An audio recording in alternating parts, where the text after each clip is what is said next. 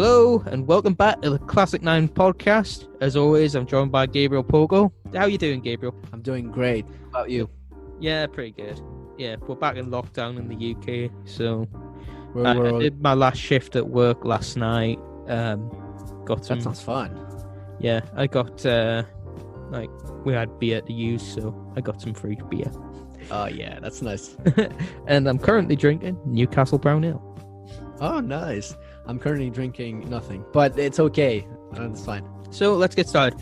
The Sports Bible and the Daily Mail are both reporting that Barcelona need to cut 171 million from the squad wage bill or potentially go bankrupt. Gabriel, what do you make of that? I think they're in a tricky position because obviously there's no fans because of the pandemic. So they're in a tricky position. And of course, they've always gambled financially with like big money signings. Well, exactly. Ousmane Dembele, Philippe Coutinho, those two definitely come to mind. Exactly. Yeah. Do you know what we could buy with 120 million? Do you know what we could buy? What could we buy? Like yachts, villas, like a building in New York City. You could buy pretty much anything with 120 million.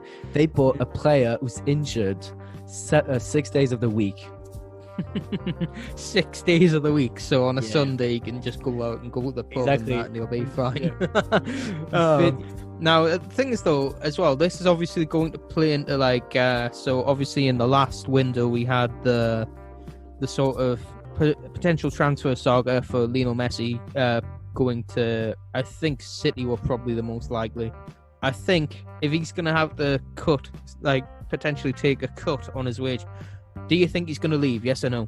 For me, he's leaving, because they don't seem, the way performance-wise, they're not performing very well. They're top of their group in the Champions League, but they're way behind in La Liga, which is the bread and butter for any La Liga teams. You have to do well in the league, and they're not. So they're not performing well in the league, and it doesn't look like it's going to improve, whether it's with the coach or with the transfers. So for me, Messi, he doesn't have many destinations he can go to, but he still should go. Yeah, I'm sort of in agreement for that. I think it's more of a matter of when, not if.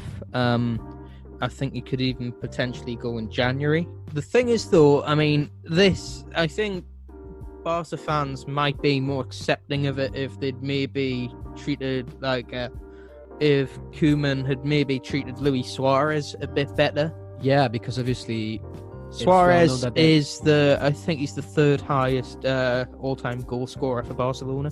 Not only that, but they're great mates. They were always together on the training pitch with Neymar as well. They were the trio, the attacking trio, and obviously MSN that brings back memories. When Neymar left, they were the two remaining of that trio, and they're best mates. So obviously, and when Messi, it's a well-known fact that Messi was disappointed with Suarez's treatment by the board. Well, that's the thing. Maybe do you think they might done better if they kept Suarez and potentially got rid of Griezmann instead? That's what they should have done, but to be honest, it's so difficult to move Griezmann. Because you were on record as saying that you agreed with getting rid of Suarez, because it would allow them to play Griezmann through the middle.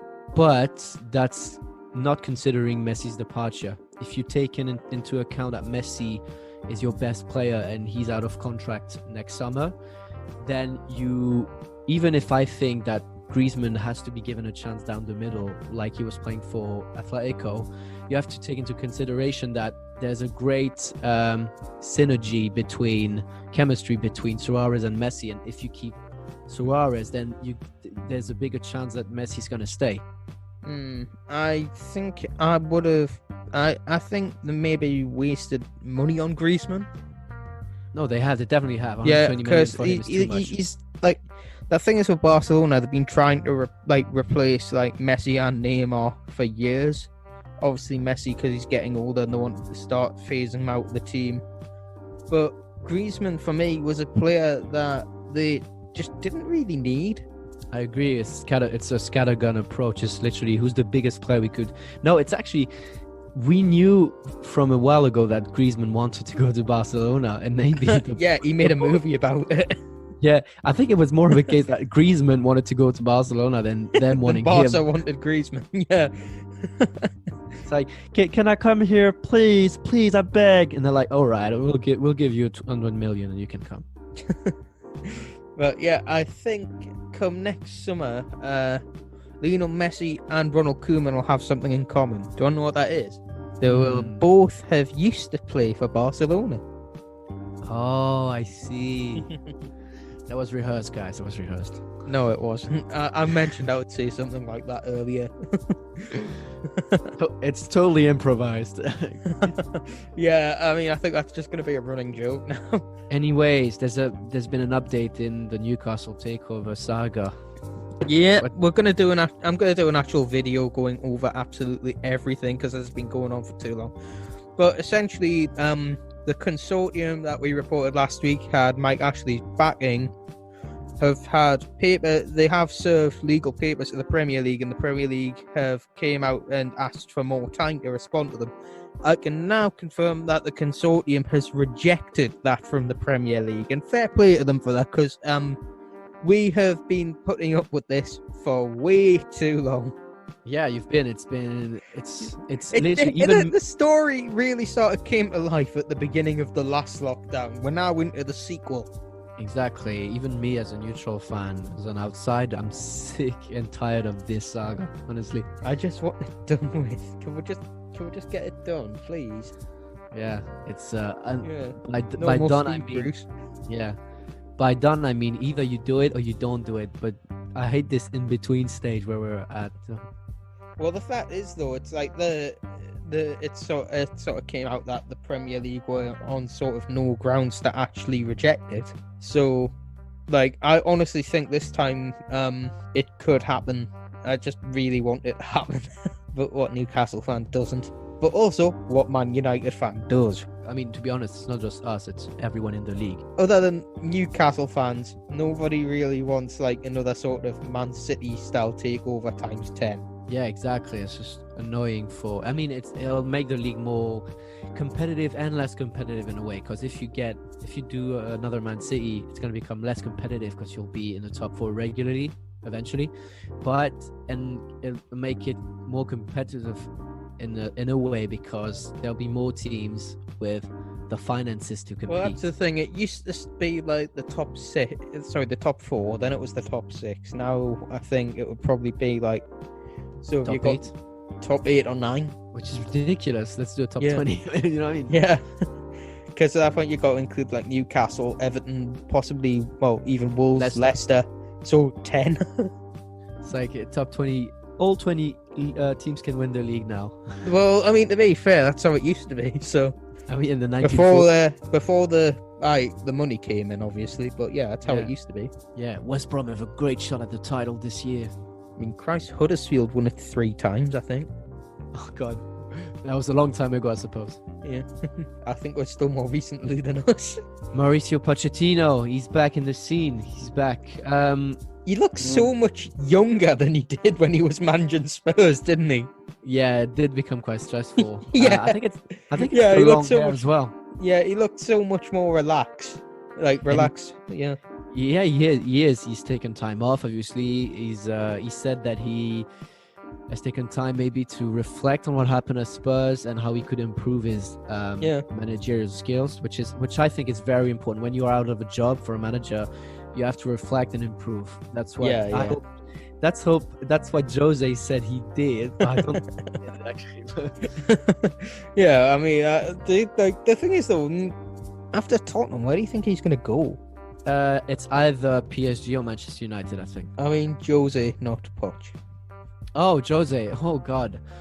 I think PSG would be a good fit to Jose.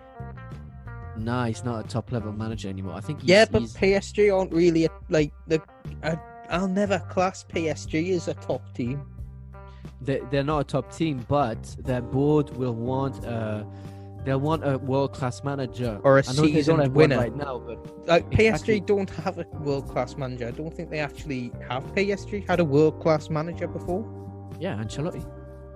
Did he manage them? Yeah, from 2011 to 2013. You know what, with PSG, it's just like people honestly, it's the go through managers like Chelsea used to.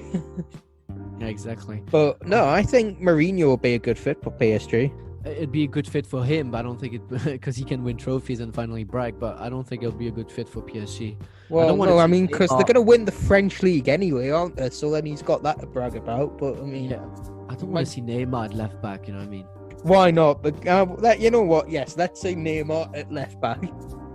Yeah. Oh God, no, I don't want any of that. And I don't think if you ask any PSG fan, I don't think they'll want. Well, the thing is, though, I mean, like, no, I think Mourinho would do well at PSG.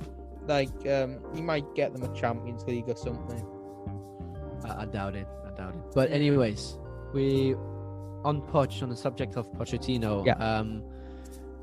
Do you think he's gonna go to any team anytime soon? What's the situation? Do you think? Well, as I recall, he was watching the Newcastle situation. So, like, obviously, depending on a takeover, like, there's Newcastle, there's Man United, where you'll be thinking, well, Solskjaer's gonna go soon. You'll be possibly looking at, like, you know, if City for some reason get rid of Guardiola. Or PSG, if they get rid of Tuchel. I don't know. I don't think he wants to go to PSG. He'd go to PSG because he wants to manage in a top league. Yeah, I think he said he enjoys the Premier League, so I'd love him. I want him to be in the Premier League anyways. I don't want him to go to France, but yeah, I mean that's the thing. If he goes to PSG, he'll win trophies, but like, you know, it just I don't know. I just don't think that would mean as much when you've got no real opposition. Yeah, but I mean, in fairness to him, if you were in his place, you've been criticized for 4 years for not having won a trophy, even though it's with. And you just Tottenham. go to a team that just wins trophies because because there's nobody who is really there to oppose them. PSG, like, I know you're guaranteed trophies, but I think that's more to do with the fact that, like, the sort of lack of opposition. I do. I think it's with different opinions. It's just how if you view trophies as trophies, then you could understand if he chose to go to PSG. Of course, I want him to manage in the Premier League, as every, you know, British football fan will want, apart from Spurs fans.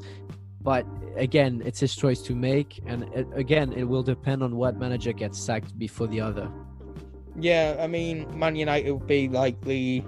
I mean, if the takeover happened at Newcastle, then I would imagine that Steve Bruce would be possibly thrown into a giant chasm somewhere in the middle of the Pacific. To finish on Poch, I just think, for me, I rate him extremely highly, and I can even say that I think any team in the world would be maybe not Barca, Juventus, maybe not Bayern Munich, because they've just won, you know, something you call a tiny trophy you call the treble. Bayern are like a sort of constantly building team. So yeah, I actually think he could do quite well at Bayern, but he doesn't. And I don't think Poch speaks German. Would you agree with the opinion that any team could get him? Honestly, any. Yeah, if any team in the world were to get Pochettino, you wouldn't be disappointed. Put it that way. Even Real Madrid. Yeah, even Real. I mean, Real need a rebuild now anyway, don't they? And he would never go to Barca because obviously he managed Espanyol, yeah. But Real Madrid has no links to Barcelona whatsoever, so. Yeah, well, that'll be one way for him to, like, really piss off Barcelona again. I think, you know what, the more I think about it, the more it looks like a plausible, like, outcome. Anyway, on to this week's fixtures. First game. Wolves 2, Crystal Palace 0. A goal from Ryan Ait-Nouri and a goal from Daniel Podence for Wolves, and for Crystal Palace a goal for Milivojevic. No, Milivojevic didn't score. He got sent off, mate. Oh, he got sent off, my bad. Yeah. I think you even read it 2-0. Yeah, just leave this bit in. I apologize. He scored a red card. Let's say that. He scored a red card. Sergio Ramos would be proud. Exactly. So anyways, what did you make of the game? Yeah, all right. I mean, Palace had more possession, but Wolves managed 15 shots, 5 on target. So they got a third of the shots on target. You've had shots before. But Wolves were much more physical. I mean, they committed like 13 fouls.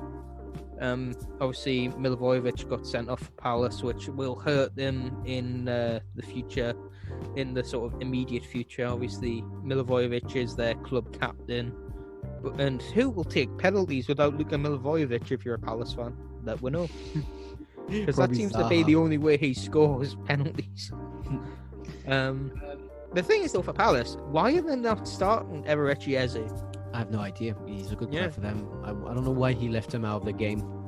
Yeah, I mean, he can play on the left as well. I mean, Christ, he's got to be bloody better than Jordan Schlupp. I'm actually surprised. He's called Jordan Schlupp.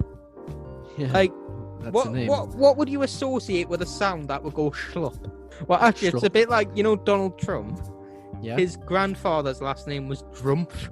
I know, yeah, and they changed it to that's... Trump. So to finish on this game, I thought Podence was very dangerous. Yeah, he was dangerous against us a couple of weeks ago, actually. And Dendoncker was very good again in this game. Yeah, I like him. Obviously, he's Belgian from my country, so I like him. But yeah. Next game. On to the Saturday fixtures. Sheffield United 0, Man City 1. Now, this is one that I said, you know what, I think City will win, but I wouldn't put money on it because you can always sort of count on City to mess it up. But they won. Kyle Walker scoring against his hometown club. Not a lot happened in that game, to be honest. Not a lot, yeah. So it's the second successive 1-0 win for Man City, which you wouldn't associate with Man City. Usually they score 4 or 5. Clean sheets, yeah. They're grinding out wins, which obviously, if you want to win the title, you have to do, I guess, when you're not playing well. Do you think they need a proper striker? It seems like they're creating chances, but not putting them away. Started Ferran Torres up front, they've also been given a lot of game time to like Liam Delap, who guess what? Striker, yeah. His dad was Rory Delap, the bloke who people will remember fondly for being able to throw the ball. Oh yeah, oh god. Played for Stoke. I think he played for Sunderland as well, actually. But yeah. Wasn't he the guy who could throw like the ball from the halfway line and literally create like? Yeah, you could like he was a threat from throw-ins. I'm wondering, well, imagine if he threw it into the net. Like, would it stand? I think it would. I'm not. I think it would. Oh, can you? I still want to go. Oh, do you remember? That's a tangent that I'll keep in the podcast. But do you remember when a goal was scored, but with a beach ball? Oh, Sunderland against Liverpool. How could I forget that? The ghost goal. Can you imagine being an opposition fan? You because it wasn't the ghost goal, actually, was it? But no, beach ball. Yeah, that was so funny. I mean, that was like, imagine being a Liverpool fan that day, or being a Sunderland fan, where one of your best moments in your life has came because someone threw a beach ball onto the pitch. I mean, it's like, I remember once at the Newcastle, we were playing Cardiff in the FA Cup. We lost 2-1. As I remember, Craig Noon scored a ridiculous curler for Cardiff. But yeah, like basically, like, in the strawberry corner, there was like someone brought a toy sheep into the stadium and they're throwing that about, going sheep, shagger, sheep, shagger. Then someone threw it onto the pitch, I think. Oh god. Yeah, that was so funny. Yeah, it would have been funny if the sheep scored the winner for Newcastle. Yeah, it just bounced off the sheep and went in. Or the sheep just proper nuts it in like Alan Shearer in his prime. Yeah, it scores a header from 30 or something. Can I just say this was just like a cuddly toy sheep? That no actual sheep were involved, were harmed in this. Anyway, moving on to Burnley 0, Chelsea 3. I was about to say an amazing game, but this other one. Yeah, but it was 3-0. Hakim Ziyech, Kurt Zouma and Timo Werner with the goals. So it's quite good to see Timo Werner starting to come to life for Chelsea. Yeah, it is. Although he's not the... I don't think Chelsea fans realised the type of striker he was. They thought he was like a better Tammy Abraham, which he's not at all. No. He's about a foot smaller than Tammy Abraham. First of all, but then even his style of play is completely different. Like, yeah, I mean, Werner will run in behind. Abraham's like a target man. I'd love to see those two paired together, though. I'd be, like in the 90s, you had a 4-4-2. You'd have the guy, you'd have Abraham. Well, that's the thing. It's like Shearer and Sutton, isn't it? Impressively enough, they've kept 5 clean sheets in their last 5 games, Yeah. which they were not used to with Kepa. Yeah, but they're only a point ahead of us, and that's saying something. We're level on points with Man City. That's a weird thought. It's the start of the season is weird. Yeah, that happens every year though, doesn't it? Yeah. So next, going to the red half of Merseyside, Gabriel, would you care to tell us what's happened there? An amazing game. It's Liverpool 2, West Ham 1. Right. So on this game, I'd say again Liverpool managed to grind out a win. But I say grind out, but at the same time, they were the better team. I mean, like the thing is, they'd managed like 72% possession. It's ridiculous. They only managed 9 shots.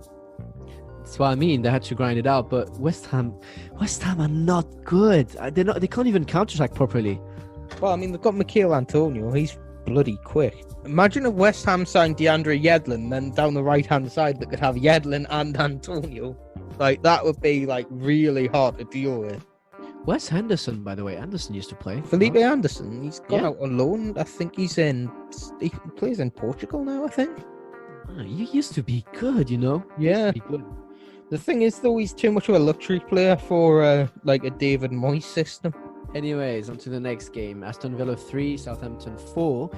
Goals by Tyrone Mings, Ollie Watkins, Jack Grealish for Aston Villa, and goals by Vestergaard, Ward-Prowse with a brace, and Danny Ings with a goal.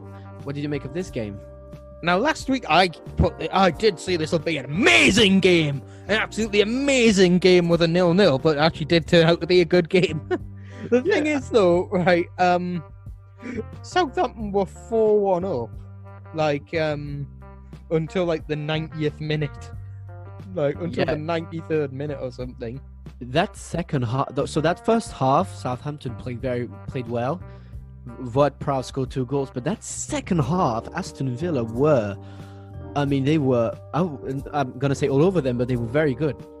Yeah, I mean, like, they came good in added time, just not good enough. No, they were good overall. They scored in added time, but they were good in the second half. They weren't good enough. Yeah, it's a shame. Lost. I think if it wasn't for James Ward-Prowse and his amazing free kick, I think it could have been a Villa win. But that's like saying, right, there's a player who scored 2 goals, and obviously 4 minus 2 is 2. Good maths there for you. No, obviously you can't take out the goals, but I'm talking about the general performance, which is important in football. Well, Ward-Prowse is a good player. Yeah, he is. Right, next game, an amazing game. Oh yeah, let's see what it was. Oh, it was actually a good game. Newcastle 2, Everton 1. Brace from Callum Wilson, the goal from Dominic Calvert-Lewin.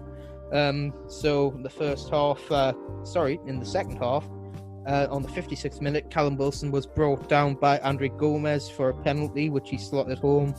And he got a second in the 84th minute, putting Newcastle 2-0 up. Dominic Calvert-Lewin scored a consolation goal for them.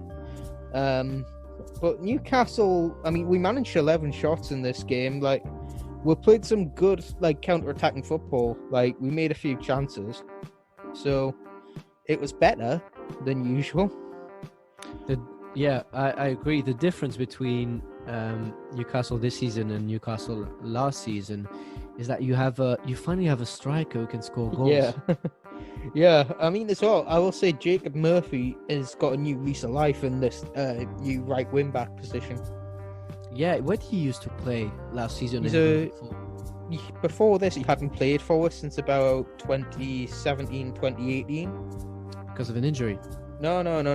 He just, like, went out on loan for a couple of seasons. Like, we signed him from Norwich for about 12 million in... I think it was in Rafa's first season, full season back in the Prem. So this would be 16-17. He played right wing. He was good going forward, but no end product. But he, in this new position, he seems to be pretty good going box to box, and he scored a good free kick against Wolves. So, well done to him. But yeah, we played quite well. It was quite funny seeing the little Macam T-Rex Jordan Pickford on the bench for Everton. He's finally been dropped. But I mean, For Everton, though, this is what happens when Everton are playing without, like, Richarlison. Yeah, that's so... You wouldn't think it, but that's such important players for them. Yeah. I mean, that's the thing. I mean, like, Christ, John Joe Kenny started this game for them. And Nkunku as well. So they are without, like, some of their, like... So there, you look at, like, they're without, like, Seamus Coleman. They're without Lucadinha. They're without Richarlison. And, like, the Everton need to get some more depth in these positions. Maybe get some more players who can actually, you know, fill in when needs be. So it's not, like, too big a drop in quality to, like, you know, bringing in bloody Fabian Delph. Or John Joe Kenny or bloody, like, Bernard or Alex Iwobi. But, yeah, solid win for Newcastle. Yep, happy with that, you know. It's just still quite hard to watch. Yeah, it's a shame. It's a shame you can't dominate games. It's a shame. Yeah, the thing is, though, you'd think we've got players to at least be a good counter-attacking team, but, like, I mean, we've got Isaac Hayden who can, like, he's a good ball winner. I think him and Matty Longstaff would be really good together when both fully fit. Yeah, the Longstaff's brother, that's the hardest name to pronounce. Longstaff. Longstaff. Yeah. Not long stuff, Longstaff. Longstaff stuffed. Anyways, the Longstaff brothers just disappeared. Where are they? Well, Matty's injured at the minute, and Sean was on the bench. Like, Sean's played a little bit lately, so that was your pivot in this. So, but like, without Hayden, we really lack a ball winner, you know. Moving on. Manchester United 0, Arsenal 1. I know I got that bloody one wrong, didn't I? Yeah, we both did. Yeah. Next game, Tottenham 2. Okay. We gotta talk about it. Right. Aubameyang got a penalty. Right. So all I have to say is, I'm speechless because, literally, first of all, how can you beat Leipzig 5-0 and play very well, press them very well, attack quickly, attack with there's some sort of defensive and attacking shape, and then play like that against Arsenal where it looks disjointed? Maybe Leipzig aren't as good as people make them out to be, because I mean, Christ, they've got Alexander Sola up front, who you might remember being a flop at Crystal Palace. In fact, I mean, they even signed him from Palace. He just had a good year out in Turkey last season.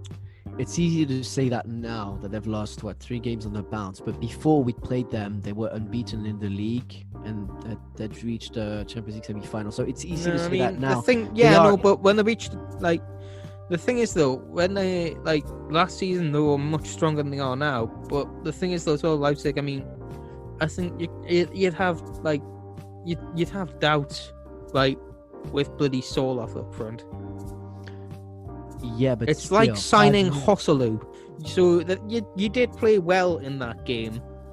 However, Leipzig maybe just aren't as strong a team as they were last year. Right, but then against Arsenal, to be fair, I think they're probably quite comparable in quality to Leipzig. For me, they have better players. They have better players in Leipzig. They have Partey, Aubameyang, Lacazette, Pepe. They have Gabriel. They have Tierney, Leno. They have better players than Leipzig. But that's not the point. The point is, against Arsenal, it looks disjointed. It looks like there's no real plan. There's no way to progress the ball and actually create chances. And although Arsenal were the better team, I have to say they didn't create that many chances. If you take out the penalty, that one shot on target in the whole game. Now, it's not, you could say it's a tactical masterclass by Arteta. I just think it's because I don't think it's a tactical masterclass from anyone, to be honest.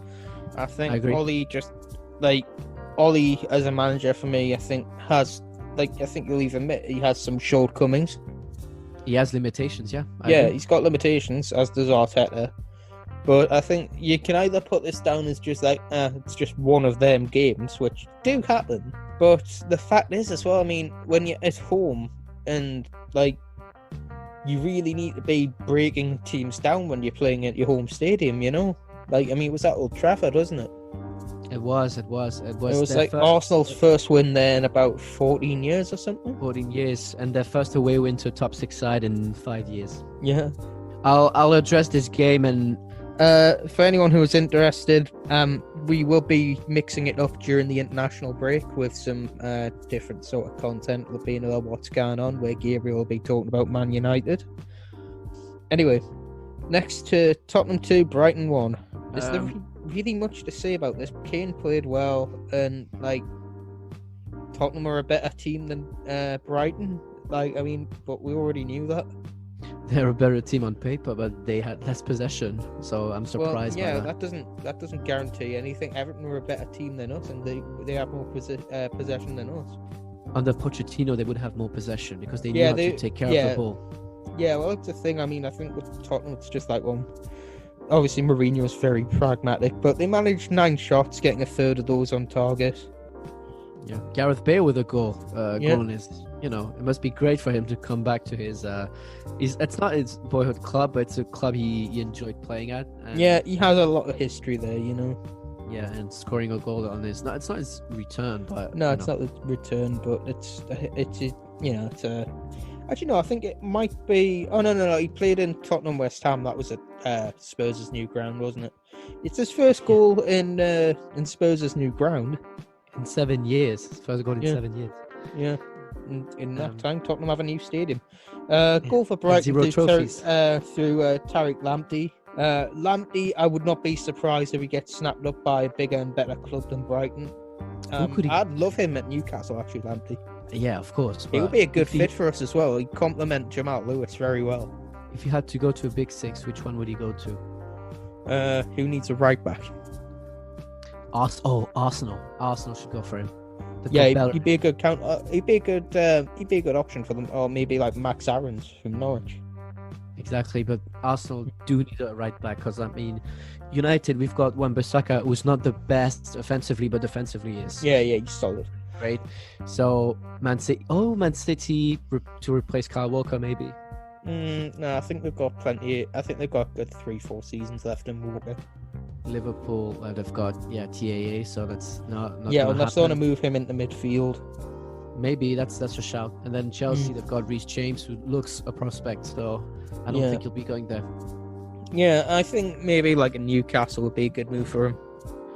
It's funny because literally England have the best options with right backs. They've got 10. Literally, you could field a whole 11 with right backs. I mean, like, let's see. So Trent, Wan-Bissaka, Reece James, Walker, Trippier, Lamptey, Max Aarons. Who else can play there? Can you imagine if you had that depth for every position? I know, we'd be a lot better off than we are right now. You'd have 10 World Cups. Yeah, maybe we should just have a right backs only World Cup. Anyway, now on to a game that we predicted would change the fabric of the very universe itself. A clash of a team from West London and a team from the Midlands. It's not the big ones. It's not Chelsea and Villa. Nope, it's Fulham and West Brom. Sorry to string you guys along like that. So Bobby Reed and Iana with the goals. I predicted this to be a 0-0, but what it does show is that Fulham are at least better than West Brom. It's not saying much because honestly, West Brom are terrible. But there's 3 worst teams in the league than them at this point. Yeah, but when you watch them, they look the worst. Well, Fulham, I mean, like, the thing is, I mean, maybe they can take points against, like, teams like Sheffield United or Burnley. Like, maybe, or just maybe that'll be enough to keep them up if Burnley and Sheffield United don't turn a corner. But, there's not much to say about this one. Good win for Fulham. Scott Parker's first win of the season. But as that's the thing. This game as well was the 5:30 kickoff on a Monday, and you had to pay for it as well. £15. Yeah, who was gonna pay for that? Realistically, is that how little faith they had in this game? Because I mean, I definitely predicted it to be 0-0 last week.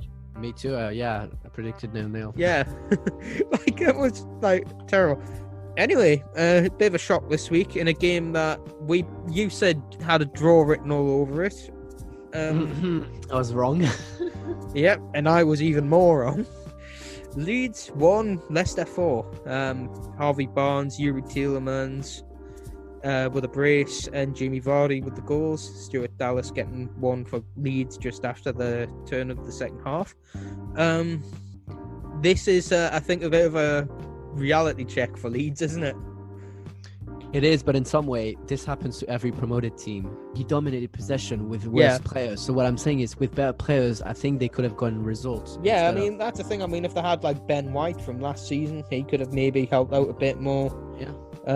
If they had someone better than Bamford up front, that would have helped. But I mean, it wasn't bad football from Leeds. They just let's just say they had a coach up at the back. Yeah, exactly.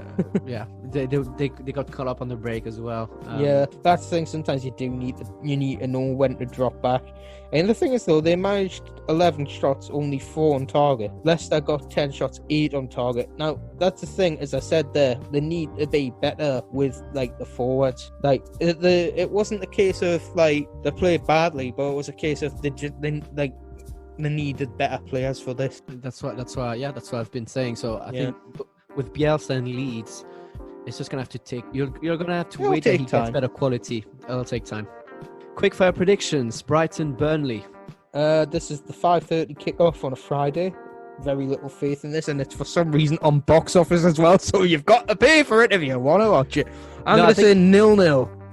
I'm going to say 0-0 as well. Yeah, it's going to be a great game, that 0-0. I mean, which way is it going to go? Exactly. Then, Southampton versus Newcastle. I don't know. I have no idea. We have a good record at St. Mary's. You know what? I'm going to say 1-0 win Newcastle. My God, if you win, then you'll be in the top 6. That's the thing. We're the only team that would like. The thing is, I think we're only there on like the merit of it being like so early in the season. But if we win, we'll be on 14 points. So that would put we're like level with Tottenham. It's insane. Level with Tottenham, Everton, and Southampton themselves, and Wolves. So that's the thing. I mean, maybe things aren't as bad as we make them out to be at Newcastle, but the football was just bloody awful to watch. Exactly, but he gets results at least. Sometimes. Well, I think if we had like Bielsa as our manager, we would be. I would love that. Yeah, what about? Yeah, can we get Bielsa, please? Exactly. I'm asking you that. No. I mean, let's make a deal. We get Poch, you get Bielsa. Yeah. I'd love that. I mean, Bielsa's a friggin'. Yeah, he's mental. We'd love that. Oh, he would be a cult hero.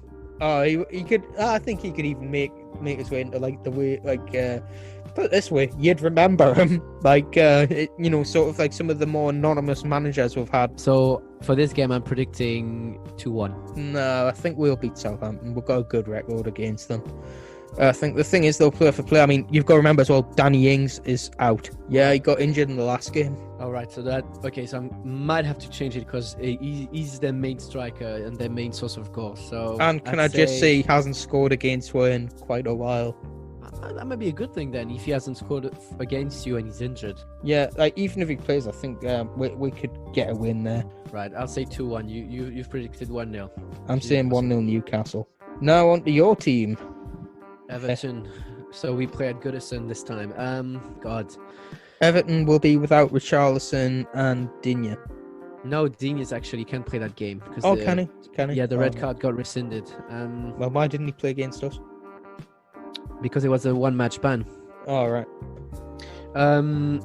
Right, so Martial is finally back after his 3-match suspension. I'm not feeling it, to be honest, because Everton have been terrible lately.